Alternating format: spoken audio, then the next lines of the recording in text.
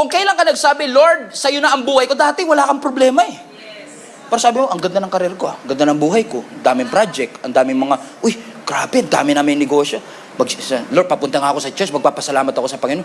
Uy, nagustuhan ko, balik uli ako next Sunday. Uy, okay uli, balik ako next Sunday. Tapos nagugulat ka kung kailan ka lumapit kay Lord, doon dumami problema mo. Alam mo kung bakit? Sabi mo, Pastor, pag-pray mo naman ako, nag-i-struggle ako financially. Most of the time, you're not struggling. You're at war. Nasa gera ka spiritually. Dahil nakita ni Satan na nagpapakalapit ka sa Panginoon, he's doing everything to discourage you from continuing. Pastor, bakit nung hindi ako lumalapit sa Panginoon, walang problema? Hindi ka na kasi ginagalaw ni Satan nung kakampi ka niya. Di ba? Guess nyo yung sinasabi ko?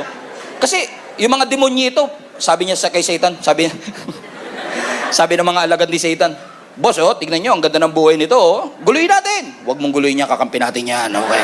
Kasi, pero the moment na sinabi mo, Lord, ibibigay ko ang buhay ko sa'yo, nagulat ka. Bigla may mga resistance, may mga struggle, nawalan ka ng negosyo, nalugi ang kung ano-ano, di ba? Nawalan ka ng mahal sa buhay. Katakot-takot na problemang yung dinaranas, pero hindi ibig sabihin dumaranas ka ng problema, nasa maring landas ka. In fact, minsan yung pagdaan mo sa pagsubok ay ebidensya na nasa tamang landas ka.